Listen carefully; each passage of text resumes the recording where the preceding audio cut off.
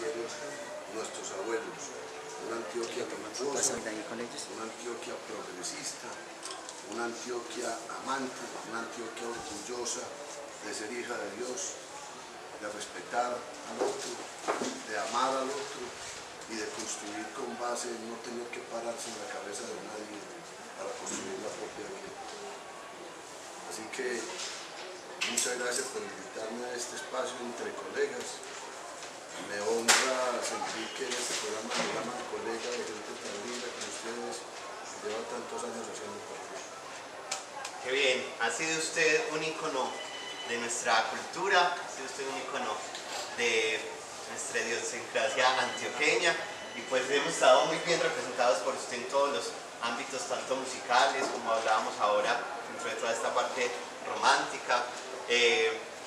Sabemos de su éxito en toda esta trayectoria y por eso hoy podemos decir que es nuestro colega, ¿cierto? Porque lo que queremos es mostrar esa cara bonita, esa buena imagen de lo que es nuestra ciudad, de lo que es nuestro departamento, y creo que con usted estamos muy bien representados en cada una de estas cosas. Yo creo que el sentido de lo que ustedes tomaron como nombre de este programa tiene verdaderamente mucha significación para lo que queremos hacer quienes tenemos verdaderamente amor por la identidad de esta tierra nuestra antioqueña y de esta tierra nueva nuestra, colombiana, siempre nueva, porque aún no han podido los que quieren destruir este territorio acabar con él a pesar de todos los ataques que ha recibido nuestra tierra, nuestra gente, incluso nuestros autores, compositores, poetas, poetisas, pintores, escritores,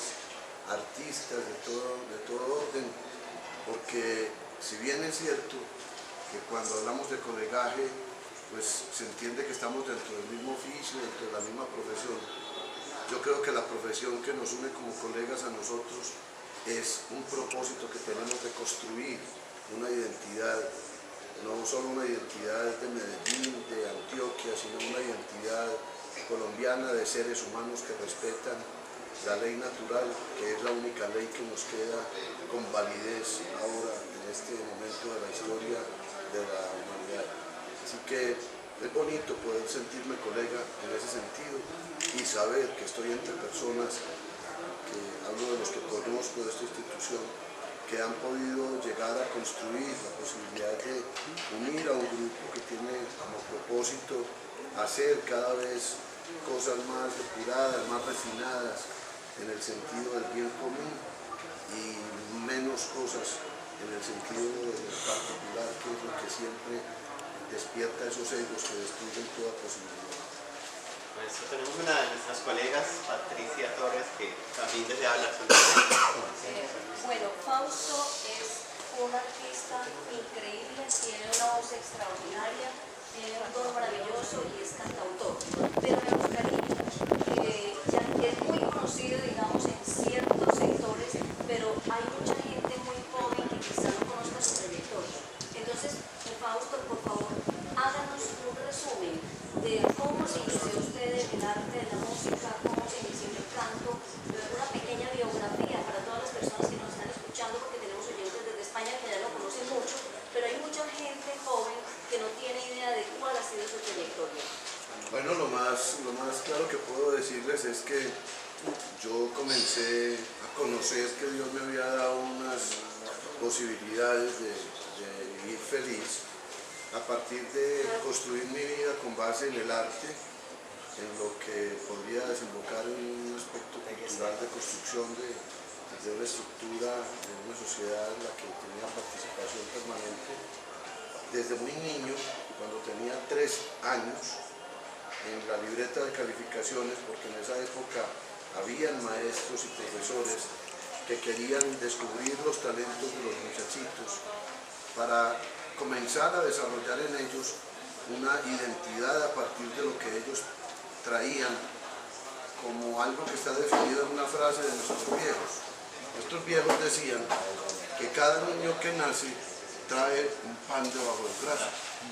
Pero mucha gente que no tenía pues como tiempo para pensar o no tenía deseos de hacerlo o de reflexionar en el valor de esas frases, simplemente lo tomaba como que era una burla la que se hacía de esa frase que me parece que tiene muchísimo valor en nuestra cultura. Yo creo que cuando hablamos de los talentos de las personas, estamos hablando de lo mismo que hablaban los abuelos en esa frase. Porque si usted se pone a mirar qué hay debajo del brazo izquierdo, está el corazón.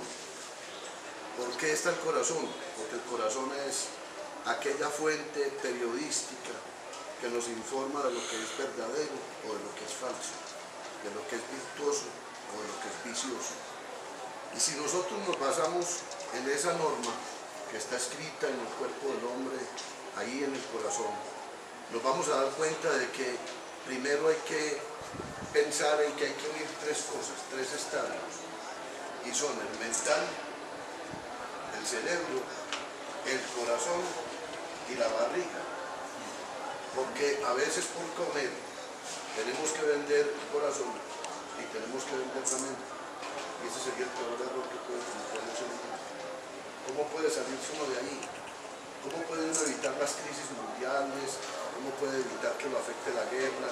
¿Cómo puede evitar que lo afecte cualquier cosa que le quieran hacer o que no le quieran dar? Y la respuesta es muy sencilla. La respuesta está en esa frase que algún día construyó alguno de nuestros sabios ancestros.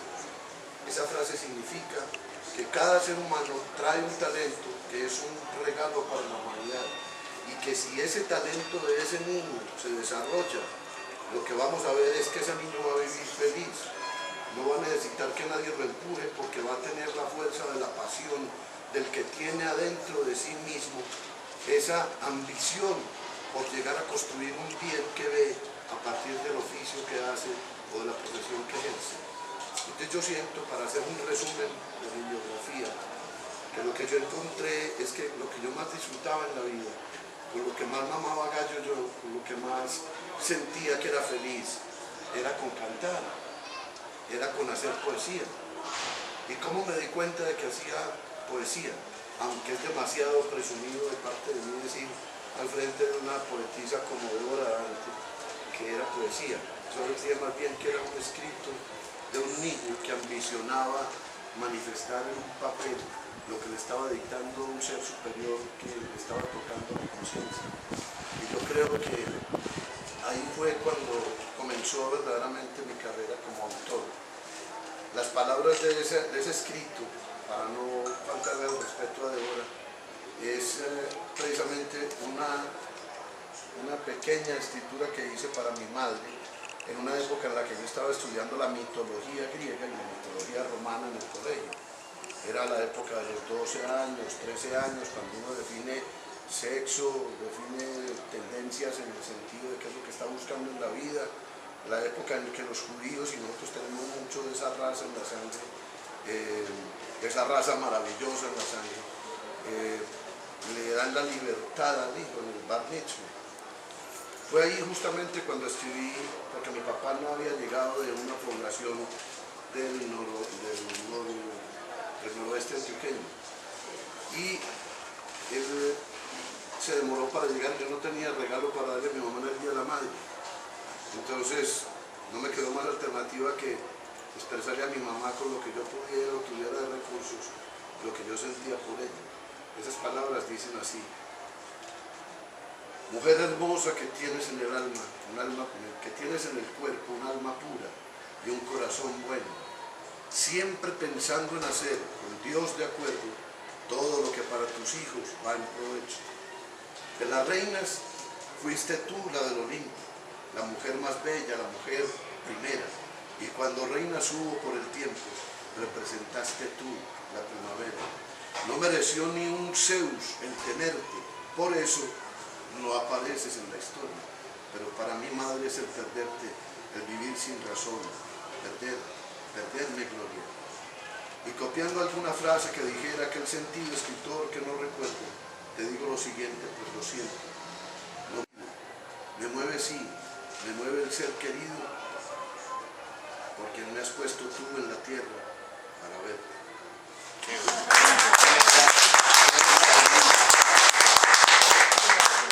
Muchas gracias. De todas maneras, continuemos con esta biografía que está súper interesante porque tiene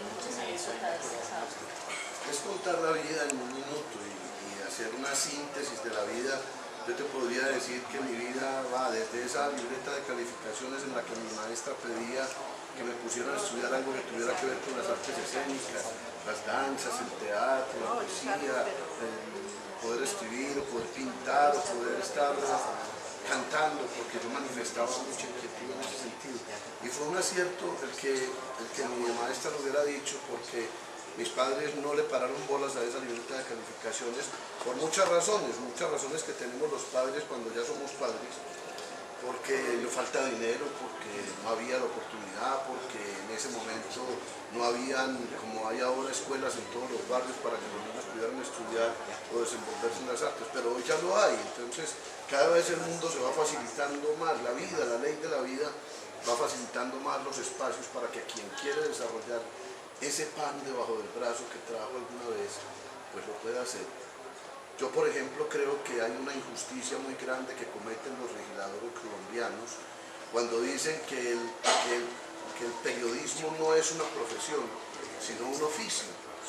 Porque es casi que relegar al nivel de una artesanía que no tiene valor a lo que verdaderamente sí tiene valor. Porque es que copiar una imagen de lo que está ocurriendo en la realidad y trasladarla a una realidad mental que la gente tiene como esquema, para romper ese esquema y ayudar a transformar una sociedad, amerita una cosa que tienen que tener los profesionales en cualquier área que involucre la ciencia, es que tiene que haber un laboratorio en el que el individuo desarrolle sus virtudes como lo que es, para poder hacer una información fidedigna. Es decir, la persona tiene que tener una solidez moral, tiene que tener una solidez ética, tiene que tener una solidez en cuanto a la voluntad que tiene para investigar la realidad de lo que va a expresar posteriormente. Entonces, en ese sentido, me parece que es discutible, como son discutibles la mayoría de las leyes que estamos viviendo en el planeta, no solo en Colombia, que nos orientan a buscar que hayan gobiernos que sometan a partir de la coerción y no a partir del estímulo para desarrollar todos esos talentos que tienen los casi 7.000 millones de seres humanos, que serían una bendición, cada uno de ellos con sus talentos, que solamente pudiera ser feliz haciendo lo que es. Porque es el nombre del ser que el mundo existe, no es el nombre de tener, no es en el nombre de tener. De hecho, cada vez que soltamos alguna cosa, aprendemos que tener nunca me hizo feliz.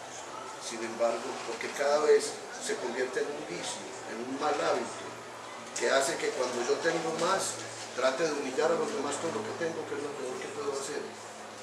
Y además, cuando tengo más cargas que me detienen para poder seguir adelante, abrir las alas y volar hacia el cielo, que es donde yo aspiro a volar de regreso, porque no existe otra posibilidad. Ahí, en ese sentido, aprendí muchas cosas en la vida. Una de ellas, la gratitud. La gratitud con Dios, la gratitud con mi madre y con mi padre, que dentro de sus posibilidades hicieron todo lo posible porque aprendiera la honestidad que ellos mismos tenían en sus vidas, en sus prácticas, porque no aprendemos lo que nos enseñan en los libros, sino lo que nos muestran en la práctica. Y creo que también hay que manifestar, y quiero manifestar la gratitud por todas las gentes que han participado para que sea posible que yo haya tenido la posibilidad, la apertura, el espacio que se abrió para poder manifestar todo lo que tenía que manifestar, que Dios me puso en el corazón, en mis canciones, en mis cantos y con mi vida. Siento y aprendí también lo más importante, y es que yo no soy nada importante, porque la importancia es lo menos importante que podemos considerar si queremos crecer. Cuando una persona piensa que ya llegó, comienza a envejecer y comienza a deteriorarse. Cuando arrancamos la fruta del árbol, no comienza a ser mejor, sino que comienza a podrirse. Entonces, quedarse uno prendido de lo que cree que es estimular un ego que lo único que va a hacer es conducirnos al desastre. Y desastre, ya sabemos cuál es el origen de la palabra, ¿no? Es que se acabe la estrella que ilumina el camino. Tenemos que mirar con sabiduría y con mucho entendimiento para poder, y con perseverancia para poder llegar a donde tenemos que llegar. creo, considero muy importante esta labor que ustedes hagan, no para que les reconozcan que ustedes son profesionales, sino para que ustedes mismos construyan ese profesionalismo, esa profesión de lo que son, de lo que tienen en el corazón, para que jamás vendan por un precio barato lo que tiene tanto valor, que es la responsabilidad de informar fidedignamente lo que construye y jamás lo que destruye. Entonces es interesante ver cómo a medida que iba avanzando el tiempo, yo las canciones que hacía era, por ejemplo, Beber para qué, que la hago en un momento en el que una tusa por ahí de 14 años o 15 años, en un momento determinado, pues me invitan los amigos que estaban alrededor a tomarme un trago. Si estuviera hoy me hubieran invitado como un tabaquito de marihuana, seguramente, alguna cosa para olvidar la muchachita o lo que fuera. Pero aprendí en ese momento que aferrarme a una persona era la estupidez más grande que podía cometer. ¿Por qué? Porque pues, me puse a tomar con mis amigos, llenamos una olla una botella de ron y le echamos como 10 Coca-Cola, porque en esa época no había la Coca-Cola litros. Entonces, ahí en ese momento comenzamos a tomar todos y todos, a estimularme pues el dolorcito de, claro, te dejó, mira, te está viendo con fulano, con mengano. Y entonces construí una canción a la mañana siguiente que se llamó Beber para qué. Y la canción dice: beber no mata mis penas, solamente las dormita, y al salir el sol de nuevo, más honda se ha hecho mi herida. Quiero beber, sí, quiero beber de tus labios, el elixir de la vida, y emborrachar mis sentidos con tus besos cada día. Quiero tenerte en mis brazos y disfrutar la alegría que me da sentir tus labios, que me da sentirte mía, que me da el temblar tu pecho, junto a mi pecho, mi vida. Había construido, por construir un ídolo falso, que era como esa proclividad que tenemos los seres humanos hacia el placer. Pues yo pensaba que iba a encontrar el placer de un beso, de un abrazo, el elixir de la vida. Pues la verdad es que el elixir de la vida no está afuera, está dentro. El elixir de la vida está en la satisfacción de ser lo que somos, de actuar de acuerdo a lo que somos. Volvemos al pan debajo del brazo. Una de las cosas que hay que hacer es eso. Y si fuera a mencionar una canción que fue importante en ese mismo sentido, tendría que hablar de Soñando con el Abuelo. Un bambuco en el que, el momento en el que estábamos, me hacía tener un nivel de indignación tan grande y de experimentar una deshonra tan increíblemente gigantesca, recordando a los abuelos, recordando los principios que ellos nos dieron, que me invitó a decir cosas como que lo que hoy ratifica el Papa Francisco, un hombre tan sabio como él, que dice que no podemos juzgar a los sacerdotes que cometieron errores, ni a los pastores de la iglesia o de ninguna otra religión del mundo por los errores que cometieron, porque no somos los jueces. Para poder juzgar hay que conocer absolutamente al individuo, y eso es absolutamente imposible. Podemos tener indicios de qué pasó. Por eso cuando una persona juzga para ganar el juicio, no, sino para ganar el juicio, entonces tiene que hacer un ejercicio que es absolutamente absurdo, es dejar de amar al que va a juzgar.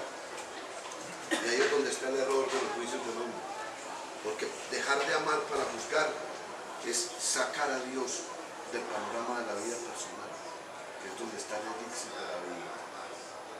Entonces, si yo puedo hacer una valoración de alguien, si me veo obligado a ser juez o magistrado o presidente o socio en una junta directiva de alguna institución, lo primero que tengo que hacer es encontrar cuál es la finalidad de estar ahí. Y la finalidad de estar ahí se define siempre con un factor común. El eje sobre el cual gira la finalidad de todo es el bien común. Si hay otro interés, es un interés particular que suprime los intereses comunes. Entonces es apócrifo, es absurdo, no tiene sentido. Esto, para no alargarnos mucho en este tema filosófico, en este tema que falta en la mesa de negociaciones del mundo, en todo lo que es llegar a acuerdos.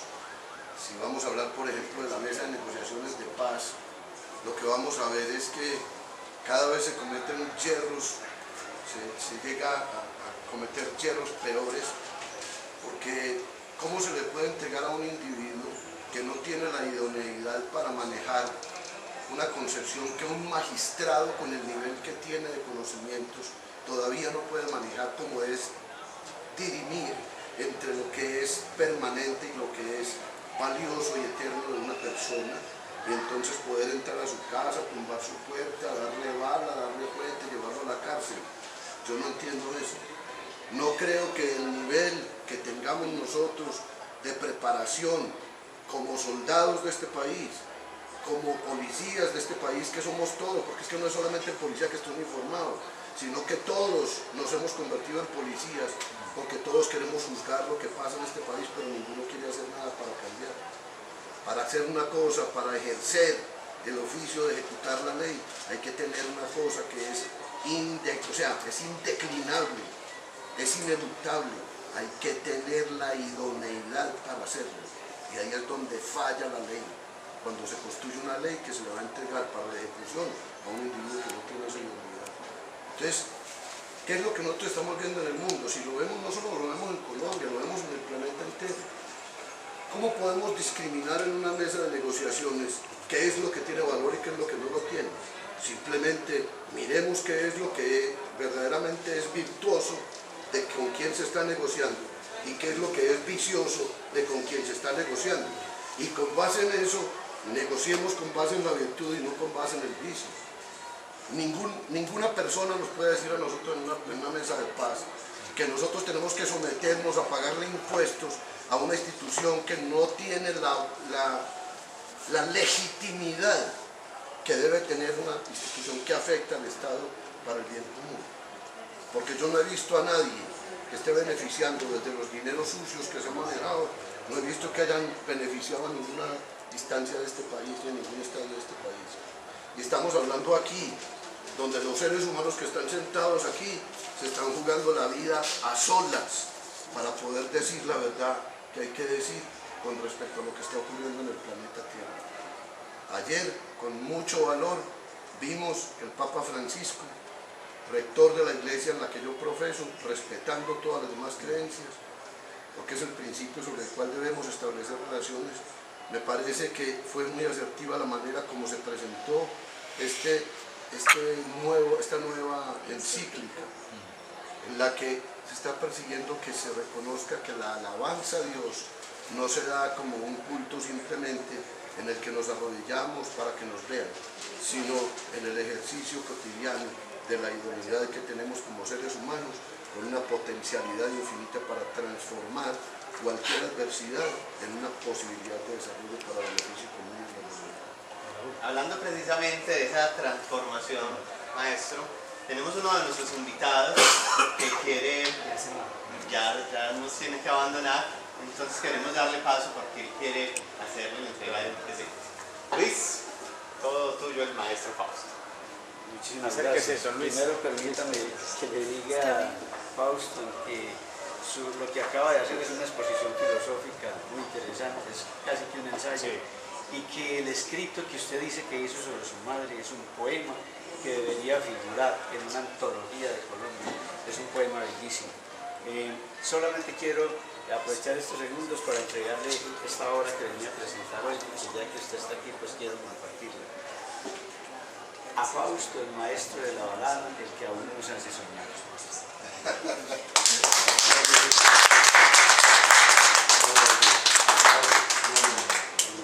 Es un honor recibir de este hombre que además está conectado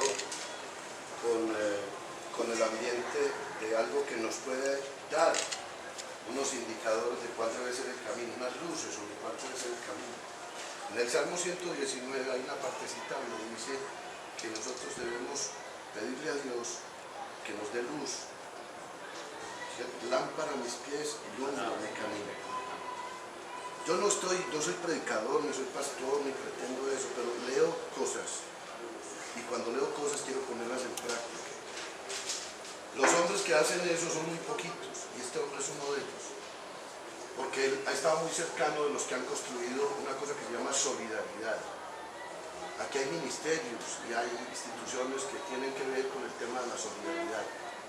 La cooperativa que quisieron implementar en Colombia para el desarrollo de las potencialidades que hay en el campo colombiano han sido destruidas por factores internos y externos permanentemente, porque la solidez de un país como este, que tiene todas las bendiciones de paraíso que tiene esta nación, verdaderamente desarrolladas, nos podrían constituir en una nación absolutamente autónoma frente al mundo, y esa idoneidad para ser autónomos que podríamos tener le molesta mucho a quien tiene miedo con su ego de perder el poder sobre nosotros. Así que, ¿por qué tenemos entonces que tener miedo? Y este hombre es de los que no tiene miedo para hablar. Yo me acuerdo lo que usted dijo en la cooperativa hace ya 5 años, que fue la única vez que nos encontramos. Una de las cosas que me parece interesante es que cuando hay unidad de criterios en un grupo, hay la posibilidad de evolución de ese grupo, porque cada uno va a poner lo mejor de sí para hacer aportes. Eso es lo que se llama solidaridad. Una identidad de una nación como esta se construye con base en que cada uno aporte para que verdaderamente se merezca llamar colombiano. Yo hice una canción para el ejército, ustedes la pueden ver en internet. Esa canción se llama Gloria al Soldado Colombiano, por Fausto. En ese video hay más de 7.000 hombres que están recogidos de los videos que se hicieron con el ejército. Pero lo más importante no es la fascinación que nos pueda crear un video, sino lo que verdaderamente dice esa canción. Todos somos soldados de esta nación, todos somos responsables de esta nación. Que el que tiene un uniforme o no lo tiene, se sienta igual soldado y que respete ese uniforme, ¿cierto? Hay una parte de la canción que dice que esté orgulloso de llamarse colombiano solo el que a diario haga lo que cuesta. ¿Y qué es lo que cuesta ser colombiano? Es haberme levantado para hacer o el oficio o ejercer la profesión que tengo y donde para hacer, y haber hecho el aporte cotidiano para construir una mejor nación todos los días. Eso es un proceso de paz, porque la paz es una decisión personal de cada individuo cuando comienza a construir su vida en beneficio propio y en beneficio de los demás, no solo en beneficio propio.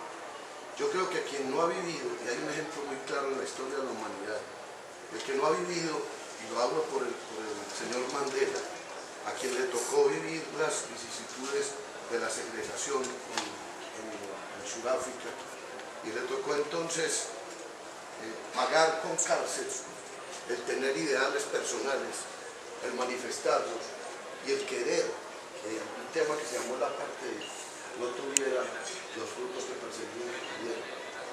Al final terminó venciendo algo que venció también a San Agustín, cuando el obispo Ambrosio, en una discusión con él frente a la corte romana, Agustín como orador y el obispo Ambrosio como la persona que representa el mundo, además doctor de la iglesia, se ve perdido Agustín frente a los argumentos demoledores del obispo Ambrosio como abogado, y entonces le dice como abogado una argucia muy falsa que siempre se utiliza en el derecho, y es: mire, si usted y yo estamos buscando lo mismo, ¿por qué discutimos?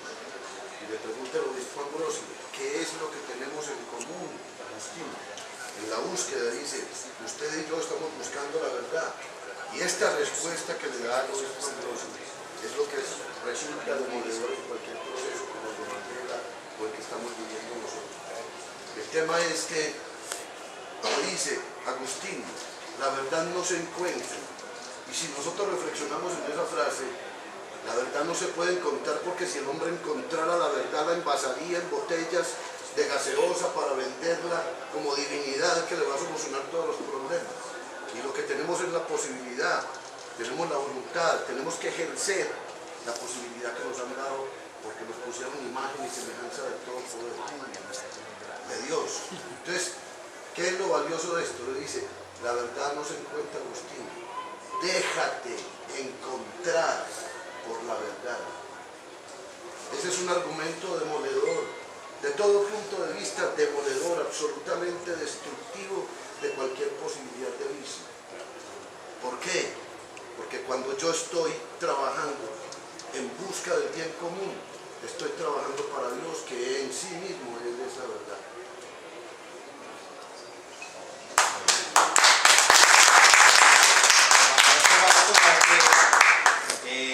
Tenemos esta primera parte de nuestra entrevista en sus declaraciones. No sé si ya llevamos como 3 horas. No,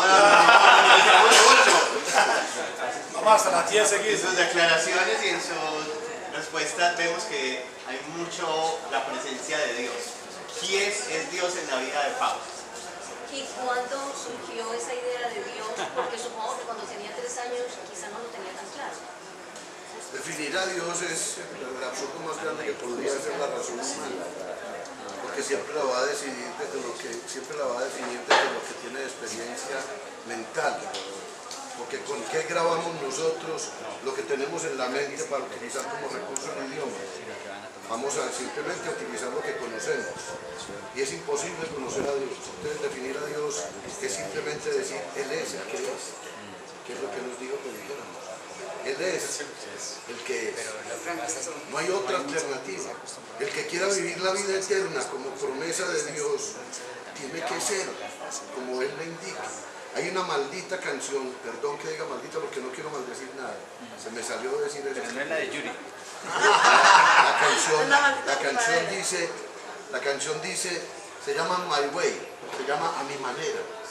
Es una canción que induce a un error que nadie se da cuenta. Y además es una canción que es muy bella como poesía, o sea, como construcción poética. Y es muy bella desde el punto de vista de la música y en sus arreglos es algo extraordinario. Pero es una mentira absoluta, porque ningún ser humano, desde el vicio, puede construirse como un ser de bien. Yo creo que quien hace las cosas a su manera, es decir, como se le da su anterior gana y posterior gana, y además presume orgulloso de haber cometido el error de pensar de esa manera, está ignorando que Dios nos pide que hagamos su voluntad para poder construir un mundo cierto, en un mundo en el que solamente vale la ley de Dios. La ley del hombre tiene un vicio muy grave y es que no considera la misericordia en ninguno de sus códigos y en ninguna de sus ejecuciones.